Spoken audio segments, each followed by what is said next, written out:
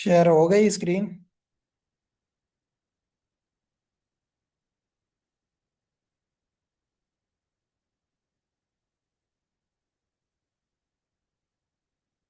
Okay. अच्छा, तो हमने यहाँ तक किया था कल। ये मोल्टिंग का डेफिनेशन हमने समझी थी। यहाँ से शुरू करते हैं। अच्छा, फिर दोबारा बताता हूँ मोल्टिंग किसे कहते हैं। इसकी पेपर के हवाले से सिर्फ डेफिनेशन ही आ सकती है। सही है कि the process of shedding and renewing feathers, कि ये नेचुरल प्रोसेस होता है बर्ड्स में जिसमें ओल्ड जो फीदर्स होते हैं वो शेड हो जाते हैं, गिर जाते हैं, और वो रिप्लेस हो जाते हैं न्यू वंस में। तो जो है ना, उसको कहा जाता है मोल्टिंग। ठीक हो गया, ये आपने याद रखो। और जब मोल्टिंग होती है तो बर्ड्स जो अंडे दे रहे होते हैं वो जो है ना उससे रेस्ट कर लेते हैं, मतलब वो अंडे देना बंद कर लेते हैं। और ये साल में एक दफा होती है। 12 से 18 जो है ना मंथ में ये फर्स्ट मोल्टिंग होती है। तो ये इसका आर्डर भी लिखा हुआ है। ये आर्डर क्या है इसका, पहले हेड से शुरू होती है, फिर neck, body, wings and last tail. तो ये याद रखने की जरूरत नहीं है। यह भी चीज एमसीक्यूज पॉइंट ऑफ व्यू से याद रखें, अर्ली जो मोल्टर्स होते हैं वो जो है ना लेयर जो होते हैं वो अच्छे नहीं होते हैं।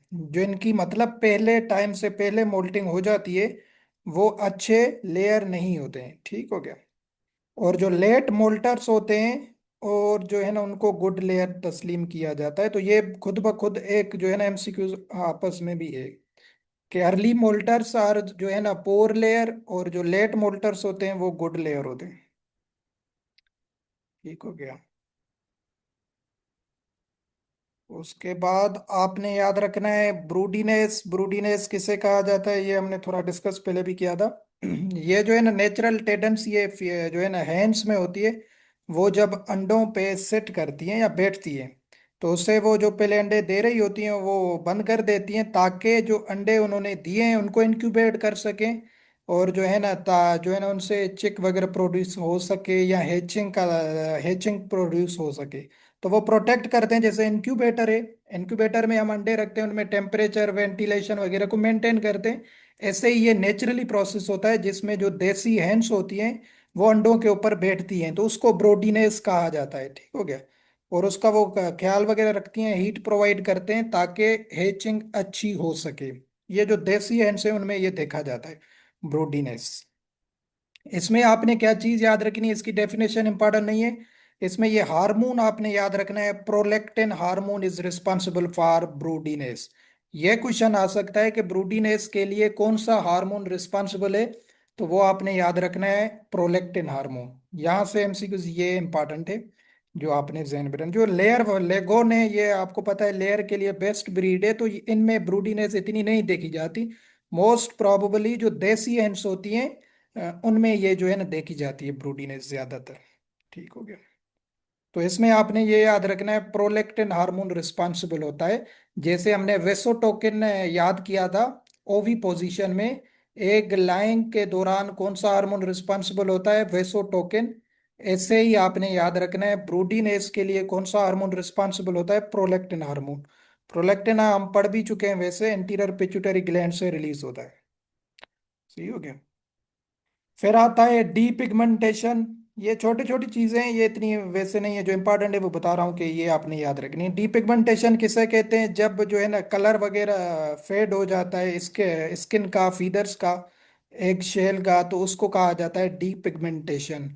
पिगमेंट्स वगैरह डिसअपियर हो जाते हैं। ये ओल्डर में भी होता है, जो ओल्ड हो जाते हैं एनिमल, सॉरी बर्ड्स, उनमें होता है, या कोई न्यूट्रिशनल डिफिशियंसी है उससे भी ये चीज़ हो जाती है। जो है ना यहाँ स्ट्रेस से कोई डिजीज आ जाती है उससे भी आप देखेंगे उनके कलर जो होता है वो चेंज हो जाता है स्किन का, तो उसको क्या कहा जाता है, डी पिगमेंटेशन कहा जाता है। ये भी ऐसा इतना इंपॉर्टेंट टॉपिक पेपर के हवाले से नहीं है। दूसरा हम पढ़ते हैं मेथड ऑफ फीडिंग। अभी फीडिंग के डिफरेंट मेथड्स होते हैं पोल्ट्री में। ठीक हो गया, वो आपने याद रखना है। मेथड ऑफ फीडिंग एक किस तरीके से जो है ना उसको मैनेजमेंट की जाती है, फीड वगैरह खिलाई जाती है। तो इसके यहाँ पे क्या क्या चीजें लिखी हुई हैं, whole grain feeding, grain and mash feeding, all mash feeding and pellet feeding, या कंट्रोल फीडिंग, या रेस्ट्रिक्टेड। तो यहाँ पे एक एक पॉइंट लिखी हुई है, थोड़ा सा इन पे डिस्कस करते हैं। होल ग्रेन फीडिंग किसे कहते हैं, जो अनप्रोसेस्ड फीड हो, अनप्रोसेस्ड फार्म में हो, जैसे मेज है या वीट वगैरह है, वो आपने डायरेक्ट जैसे कट करके बर्ड्स के सामने रख दी उसको कोई ग्राइंड वगैरह नहीं किया, ऐसे ही बर्ड्स को खिला दी, इसको कहा जाता है होल ग्रेन अनप्रोसेस्ड जो फीड होती है उनको कहा जाता है। तो इसमें selective feeding is maximum in birds, मतलब बर्ड्स के पास चांस होता है कि वो कौन से ग्रेन्स पिक कर सकता है, उसमें उन पे जो है ना सिलेक्शन जो होती है वो बर्ड्स के ऊपर होती है। ठीक है। जाहिर है आप सारे ग्रेन्स उठा के उनके सामने रख देंगे अनप्रोसेस्ड जो हैं फीड के, तो वो अपनी मर्जी से खाएगा, जो चीज खाए ना खाए, तो उसको कहा जाता है सिलेक्टिव फीडिंग है भैया। मतलब किन के पास होती है, ये बर्ड्स के पास ऑप्शन होता है कि वो कौन से ग्रेन्स ले रहा है। ठीक है, तो ये अच्छा मेथड नहीं है होल ग्रेन। उसके बाद आता है ग्रेन एंड माश फीडिंग। ठीक हो गया। ये दोनों अलग अलग होते हैं। ग्रेन में क्या होता है कि जो है ना, जैसे ऊपर हमने पढ़ा होल ग्रेन में ये अनप्रोसेस्ड ग्रेन्स होते हैं, मेज के, व्हीट के। बट जब उनको जो है ना पाउडर फॉर्म में कन्वर्ट किया जाता है तो उसको क्या कहा जाता है, माश फीडिंग। ठीक हो। जब उन ग्रेन्स को पाउडर फॉर्म में कन्वर्ट किया जाता है, थोड़ा मिक्स वगैरह करके पाउडर कर दिया जाता है, तो उसको माश फीडिंग कहा जाता है। तो ये थोड़ा सा होल ग्रेन से बेहतर होती है, बट ये भी इतना जो है ना वो नहीं है, इसमें दोनों मिक्स करके दिए जाते हैं। तीसरा होता है ऑल माश फीडिंग, ये बेस्ट ऑप्शन होता है पोल्ट्रीज के लिए। ठीक है, इसमें जो पोल्ट्री की फीड होती है उसको प्रॉपर बैलेंस फॉर्म में यूनिफॉर्म किया जाता है ग्रेन्स वगैरह को, तो उसको कहा जाता है पाउडर वगैरह बना के ऑल माश फीडिंग कहा जाता है। तो ये एमसीक्यूज क्या इंपॉर्टेंट है यहाँ से कि best method for all poultry housing. ठीक हो गया। अगर क्वेश्चन आ जाए कि ये नहीं आया क्वेश्चन, अगर आ जाए कि जो है ना बेस्ट मेथड फीडिंग का कौन सा है, और ये आपको तीन चार नाम जो नजर आ रहे हैं ऑप्शन में आ जाएं, तो आपने याद रखना है ऑल माश फीडिंग। ठीक है, जो इसमें बिल्कुल पाउडर फॉर्म में ओवरऑल जितने भी न्यूट्रिएंट्स होते हैं उनके बैलेंस फॉर्म में, यूनिफॉर्म फॉर्म में बर्ड्स को खिलाया जाता है। ठीक हो गया, ना ज्यादा हो ना ज्यादा कम हो। इससे क्या होता है, इसमें सिलेक्टिव फीडिंग कम होती है, या होती ही नहीं है, जिसमें आप पूरे बैलेंस फार्म में जो ग्रेन्स वगैरह होते हैं उनको पाउडर फॉर्म में देते हैं। तो आप यहाँ से क्वेश्चन क्या, इसकी एक्सप्लेनेशन तो नहीं पूछेगा, यह सिंपली क्वेश्चन आ सकता है कि बेस्ट मेथड कौन सा है फीडिंग का, वो है ऑल माश फीडिंग। ये आपने याद रखना है, ये याद रखने की पॉइंट है। उसके बाद लास्ट में क्या है, वो है पेलेट फीडिंग। ठीक हो गया। पेलेट ये क्या चीज होती है, ये इसमें जो है ना फीड के इस्तेमाल जो है ना यहाँ हार्ड जो है ना पार्ट्स बनाए जाते हैं या उसको कंप्रेस्ड किया जाता है। इसकी थोड़ी मैं इस शेप बनाने की कोशिश करता हूँ। इस फॉर्म में जो है ना टेबलेट के फॉर्म में या इस तरह में, इसको पेलेट फीडिंग कहा जाता है। ये कमर्शियली लेवल पे यूज होती है। ठीक हो गया। इसको पेलेट कहा जाता है, जिसमें मतलब फीड को थोड़ा सा हार्ड करके या कंप्रेस्ड फॉर्म में खिलाते हैं आप, माश वगैरह पाउडर नहीं होता, ये थोड़ा सा पेलेट फीडिंग होती है। ग्राइंड वगैरह करके मिक्स करके फिर उसका जो है ना कंप्रेस्ड फॉर्म यूज किया जाता है। ये एक जो है ना मशीनें होती हैं, पेलेट मशीनें, उनकी मदद से ऐसी स्ट्रक्चर बनाई जाती है दानों की, वो फीड खिलाई जाती। इसमें फायदा क्या होता है कि इसमें वेस्टेज नहीं होती। वरना अगर आप ग्रेन्स खिला रहे हैं या पाउडर फॉर्म में खिला रहे हैं तो कुछ बर्ड्स खाएंगे कुछ नहीं खाएंगे, वो आपकी वेस्ट हो जाएगी। ये वेस्ट नहीं होती क्योंकि ये ओपन नहीं होती, बिल्कुल कंप्रेस्ड एंड हार्ड होती है। तो इससे एक फायदा क्या है कि यहाँ पे मिनिमम वेस्टेज होता है फीडिंग का, और ये 10% मोर एक्सपेंसिव है, और ये ज्यादातर यूज होती है, तो ये थोड़ी सी एक्सपेंसिव होती है दूसरे फीड से। तो यहाँ से क्वेश्चन क्या है, या ये शायद एक दफा क्वेश्चन आया हुआ है कि यहाँ से ये पॉइंट आपने याद रखनी है कि किस फीडिंग में मिनिमम वेस्टेज होता है, किस टाइप में, तो वो पेलेट फीडिंग जो होती है उसमें जो है ना क्या कहते हैं, वेस्टेज मिनिमम होता है। ठीक है, ये आपने याद रखना है। लास्ट है ये रेस्ट्रिक्टेड या कंट्रोल फीडिंग, जिसमें आपने पूरा जो है ना कंट्रोल कर दिया, या जो है ना आ, उतनी दी जितनी बर्ड्स को नीड है, तो उसको कहा जाता है कंट्रोल फीडिंग। वो मतलब जो देता है उसके हाथ में होता है, तो ये इतना इम्पोर्टेंट नहीं। यहाँ से एक क्वेश्चन शायद आया हुआ है, तो ये आपने वर्ड याद रखना है मिनिमम वेस्टेज का। ये पेलेट जो फीडिंग होती है उनमें होता है। ये आई थिंक सो 2018 में या 20 में एक क्वेश्चन था, बट पोल्ट्री से रिलेटेड नहीं ना, उसने जर्नल करके पूछा था वीओ में। देखते हैं क्वेश्चन, शायद आपका क्लियर हो जाएगा वो।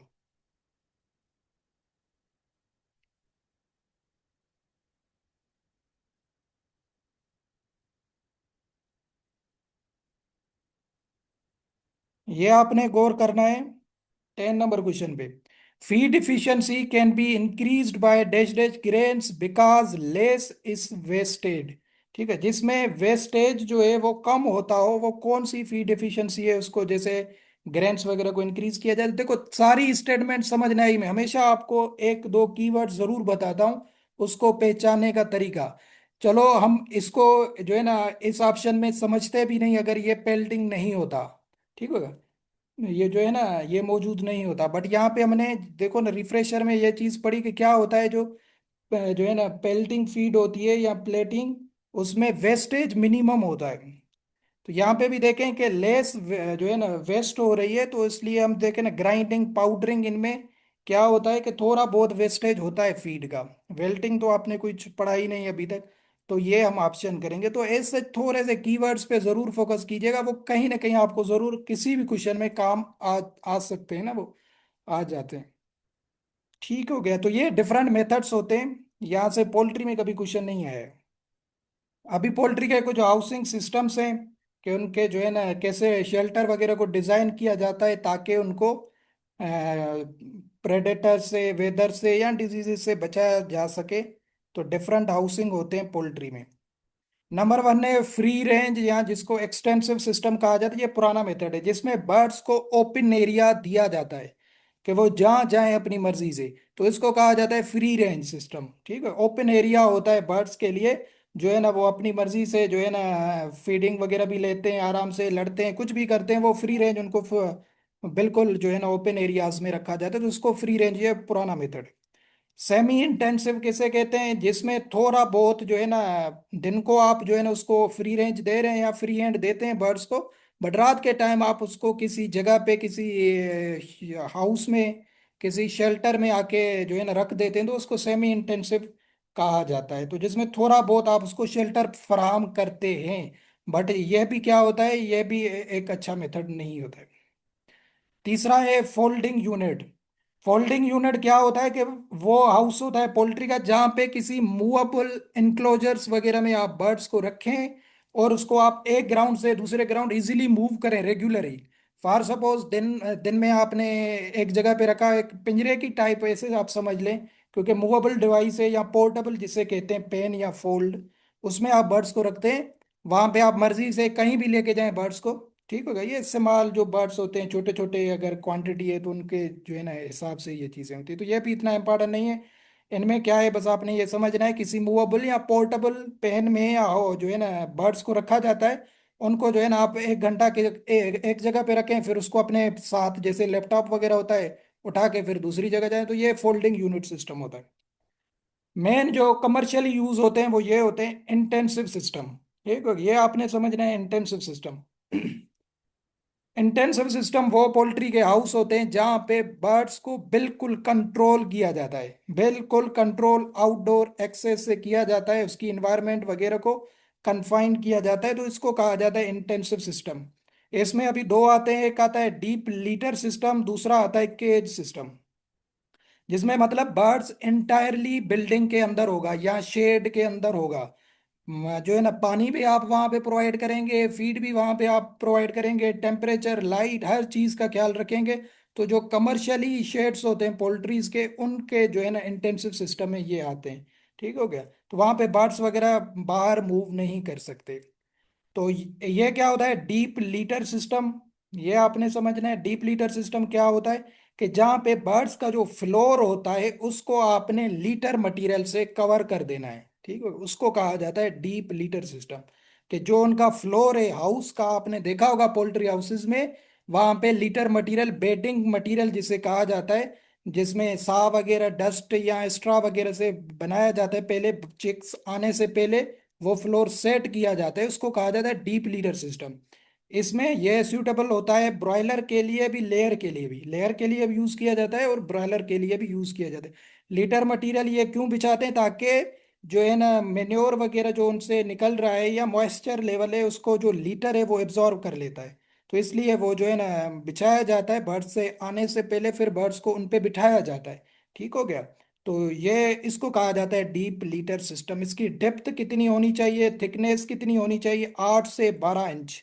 ठीक है, 8 से 12 इंच तक जो है ना इसकी हाइट या थिकनेस वगैरह होती है लीटर की, जो लीटर मटेरियल होता है जो है ना जिसको वहां पे बिछाते हैं। बस आपने ये चीज याद रखनी है, ये जो लीटर मटेरियल होता है इसकी टर्निंग जो है ना वंस वीकली, हफ्ते में एक दफा इसको टर्निंग करनी चाहिए, ताकि ज्यादातर नमी वगैरह ना प्रोड्यूस हो।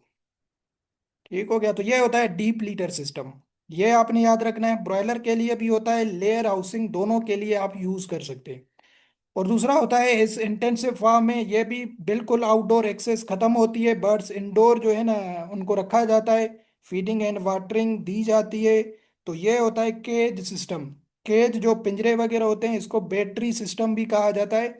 इसमें बर्ड्स को केजेस में रखा जाता है, और वहां पे ही कंट्रोल्ड होती है फीडिंग वाटरिंग हर जगह, एग कलेक्शन। तो ये सारी चीजें उन पिंजरों के अंदर ही होती है। तो ये एक मेटल वगैरह के बने होते हैं जहाँ पे जो है ना बर्ड्स को रखा जाता है, तो उसको केज सिस्टम कहा जाता है। और ये जो है ये सिर्फ लेयर के लिए यूज होता है, ना कि ब्रॉयलर के लिए। जो अंडे देते हैं चिकन्स, उनके लिए ही ये केज सिस्टम होता है। सही है। तो अगर आ जाए कि डीप लीटर सिस्टम किन के लिए, ब्रॉयलर एंड लेयर, और केज सिस्टम अगर पूछा जाए तो ये सिर्फ लेयर के लिए, बाकी इनकी फ्लोर की स्पेस ये चीजें याद रखने की जरूरत नहीं है। ठीक हो गया। ये मोस्ट इंटेंसिव फार्म होते हैं दोनों, जो कमर्शियली पोल्ट्रीज में यूज होते हैं, deep litter system and cage system. उसके बाद लास्ट टॉपिक क्या है कि प्रिजर्वेशन ऑफ एग्स। प्रिजर्वेशन हम ऑलरेडी एक दो टॉपिक्स में पढ़े हैं, चैप्टर्स में, कि प्रिजर्वेशन किसे कहते हैं, जिसमें एग को फ्रेश रखा जाए काफी टाइम के लिए, ताकि हम उसको जो है ना लॉन्गर पीरियड तक कंज्यूम कर सके, ताकि उसकी क्वालिटी वगैरह खराब ना हो। तो ये होता है जो है ना प्रोसेस प्रिजर्वेशन उसे कहा जाता है, ताकि उसकी, जैसे हमने मीट में भी पढ़ा था कि उसकी शेल्फ लाइफ जो होती है उनको इंक्रीज किया जाता है। अगर ऐसे हम रख देंगे तो वो खराब हो जाता है, स्पॉइल हो जाता है। तो उसको लॉन्ग पीरियड के लिए रखने से पहले उसकी प्रिजर्वेशन की जाती है। यहाँ तो उसको कूल किया जाता है, यहाँ उसको जो है ना बॉयल किया जाता है, ताकि जो है ना उसमें अगर बैक्टीरिया या माइक्रोब्स की ग्रोथ है तो वो डीनेचर हो जाए, और वो उसको हम लॉन्ग पीरियड ऑफ टाइम तक रख सकें। तो ये प्रिजर्वेशन होती है।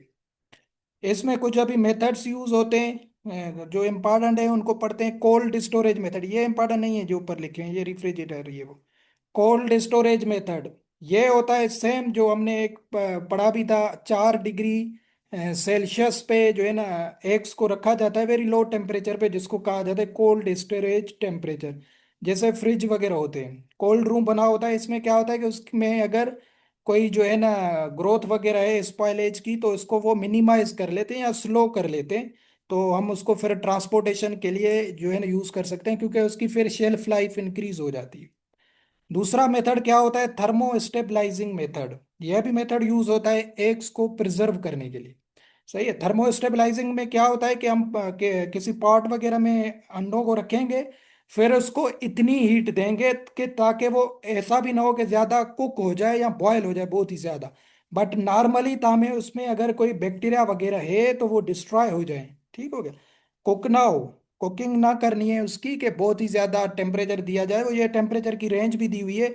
आयल बात है इसमें 55 डिग्री सेल्सियस 15 मिनट के लिए आप उन एग्स को रखेंगे, तो वो क्या हो जाते हैं, उनमें अगर कोई बैक्टीरिया वगैरह होगी जो उसको स्पॉइलेज करने में मदद देगी तो वो डिस्ट्रॉय हो जाती है।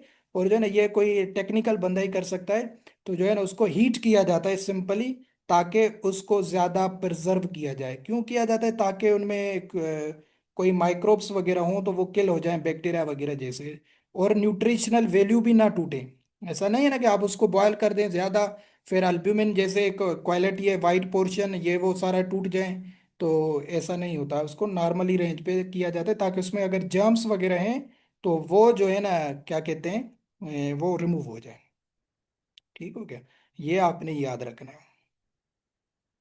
दूसरा है ये पास्चुराइजेशन, ये भी हमने पढ़ा था, जिसमें चिलिंग एंड रिफ्रिजरेशन टेक्निक्स भी पढ़ी थी, तो ये मेथड भी यूज किया जाता है। ये इतने इंपॉर्टेंट नहीं है, यहाँ से भी ऐसा क्वेश्चन नहीं है। तो ये हो सकता है इन लिस्ट में दे सकता है कि कौन से मेथड्स हैं प्रिजर्वेशन के लिए। कोल्ड स्टोरेज मेथड भी है, थर्मो स्टेबलाइजिंग भी है, और ये पास्चुराइजेशन ये मेथड भी यूज किया जाता है एग्स को प्रिजर्व करने। ये कमर्शियल यूज होते हैं बहुत ही ज्यादा तेज इंडस्ट्रीज में।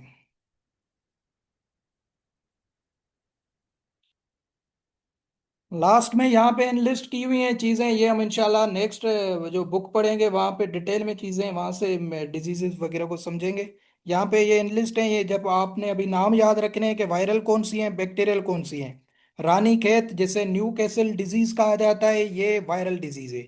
गंबोरो, इसको और कहा जाता है आईबीडी डिजीज, इन्फेक्शियस बुर्सल डिजीज। ठीक हो गया। तो ये भी क्या है, वायरल है। मेरेक्स डिजीज, ये भी वायरल है। फाउल पॉक्स, ये भी वायरल है। और लास्ट है इन्फेक्शियस ब्रोनकाइटिस, इसको कहा जाता है आईबी। आईबीडी एंड आईबी में आपने कंफ्यूज नहीं होना है। ठीक है। ये है आईबी सिंपली, और ये है आईबीडी जिसको गंबोरो डिजीज कहा जाता है। ये सारी क्या है, वायरल प्रॉब्लम्स है बर्ड्स में। इनको एक एक को पढ़ेंगे इंशाल्लाह।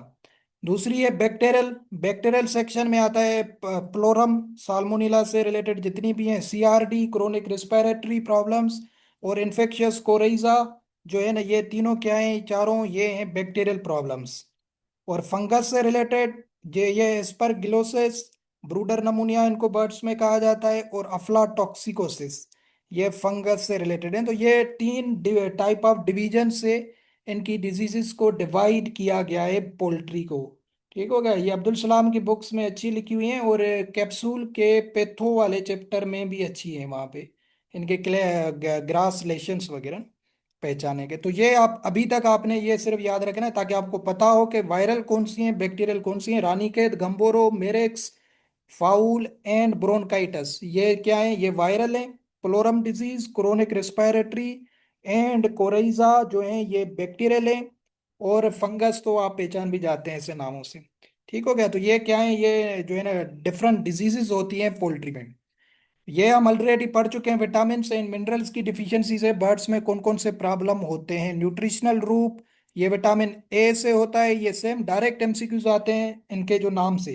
पोलीन्यूराइटस, ये भी हमने पढ़ा था। बी वन, बी वन को और क्या कहा जाता है, थायामीन कहा जाता है। ठीक हो गया। थायामीन भी कभी कभी ऑप्शन में दे दें तो कंफ्यूज नहीं होना, उसको विटामिन बी को कहा जाता है विटामिन बी 1, क्योंकि बी कॉम्प्लेक्स होती है, इसमें डिफरेंट फिर जो है ना स्ट्रक्चर्स आती हैं। कार्ल टॉय पैरालिसिस, ये भी हमने पहली क्लास जेनेटिक्स में ही पढ़ा था। विटामिन बी 2, और विटामिन बी 2 को क्या कहा जाता है, राइबोफ्लाविन कहा जाता है। राइबोफ्लेविन कहा जाता है बी 2 को। तो इससे होती है बर्ड्स में कर्ल टॉय पैरालिसिस। क्रेजी चिक डिजीज, इसका अदर नेम है इंसेफ्लो मलेशिया। इंसेफ्लो का वर्ड हमेशा याद रखिएगा, ब्रेन से रिलेटेड है। किससे रिलेटेड है, ब्रेन से। क्रेजी है, पागल हो गया चिकन, उसका ब्रेन खराब हो गया। ऐसे ट्रिक्स लगा के समझने की कोशिश करें। तो ये किससे होती है, विटामिन ई से होती है। और अगर विटामिन सी नहीं है, मिनरल पूछता है, तो आपने याद रखना है सिलीनियम से होगी। क्यों, क्योंकि मैंने आपको जेनेटिक्स वाले में बताया था विटामिन ई और सिलीनियम का साइनर्जेटिक इफेक्ट होता है, सेम इफेक्ट होता है। पेरोसेस, ये आपके वीओ में भी आ चुकी है। पेरोसेस सिल्पटेडाम जिसे कहा जाता है, जो है ना, ये भी बर्ड्स का प्रॉब्लम है। ये मैग्नेस, बायोटीन, कोलिन, इनसे होता है। ये तीनों कोई भी ऑप्शन में आ जाए करेक्ट होगा। स्वालिन होक सिंड्रोम, जिंक की डिफिशियंसी से होता है, ये भी हमने पढ़ा था।